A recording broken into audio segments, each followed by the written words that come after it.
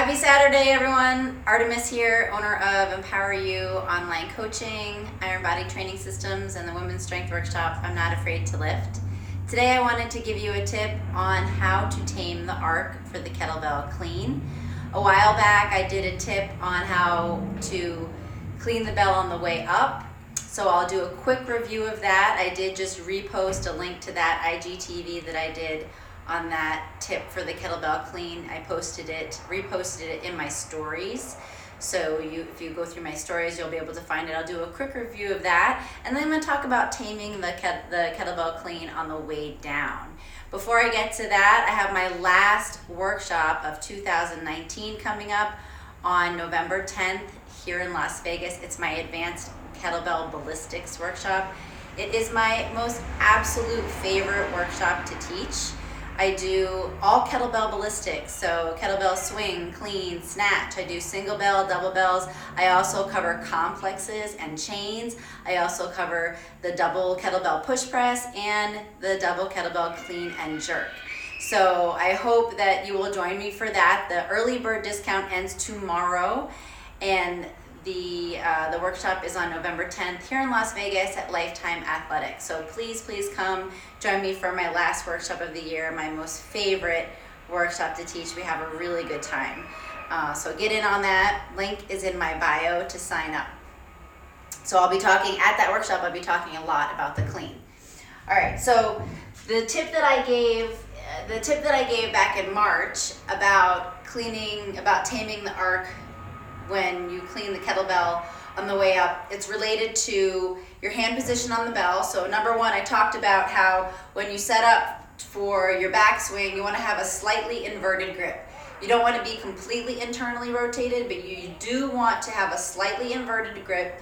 Lead back with your thumb, so I'm still keeping my shoulder packed, and you want to grab the kettlebell in the corner. And the reason for that is that allows you, after you go through the backswing, that allows the kettlebell to roll around your wrist rather than have a big flip, okay? So a lot of times people will go ahead and they'll grab the kettlebell straight in the middle. They keep their hand completely face down, like a prone grip here, and then they go and they swing it back, and then they flip it, right, into boom, right? You don't want to do that. You don't want to have a flip. You want to have more of a roll. So in order to help you to facilitate that roll, you want to go ahead and grab the kettlebell by the corner closest to you of the handle, right? Corner of the handle closest to you with your thumb and forefinger, and have a slightly inverted grip. I'm leaning back with my thumb, okay? And then as I come up, I'm just going to see how the bell just rolled around my wrist and forearm versus a flip. So that was the tip that I talked about on March 1st. It's on my IGTV, and I reposted a link directly to that IGTV in my stories. So check out my stories to watch that whole clip.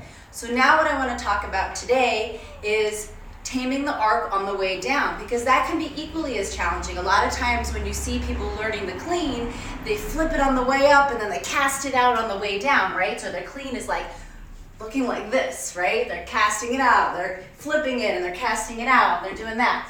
And you don't want to do that, right? So you want to control the arc and always keep that bell close to your body, okay? So just as you keep the bell close to your body, right, leaning back with your thumb, and then you're going to, on the way up, as soon as it passes your knees, that's when you're going to pick it up, clean it, and roll it into the rack position. So same thing on the way down. You want to keep it close to your body, but this time you're just going to drop it out of the rack position.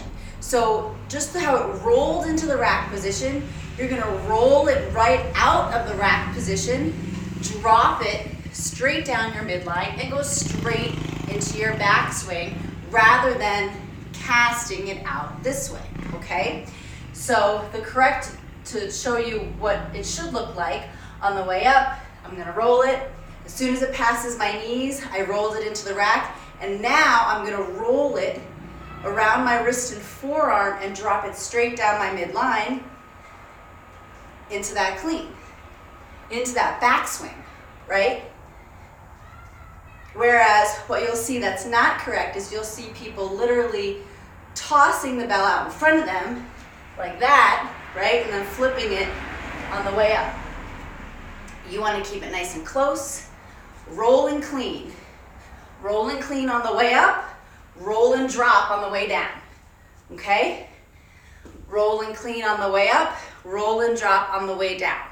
So practice that hand position so that you can get that roll and really focus on keeping the bell close to your body, both on the way up and on the way down. And if you noticed, I almost had like T-Rex arms, right? I had my arm was always tight and connected to my torso.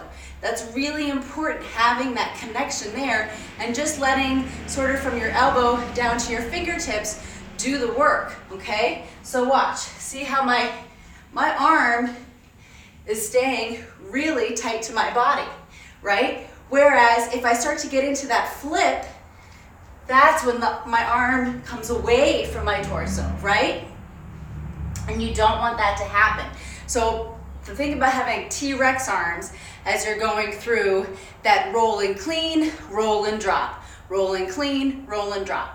So I hope those cues help you with your kettlebell clean. It can be one of the hardest kettlebell movements to master. Sometimes I think it's tougher to master than the kettlebell snatch.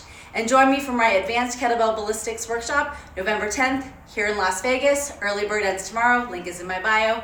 I hope to see you there. It's my last workshop of 2019. Have a great weekend, and I'll see you all soon. Bye.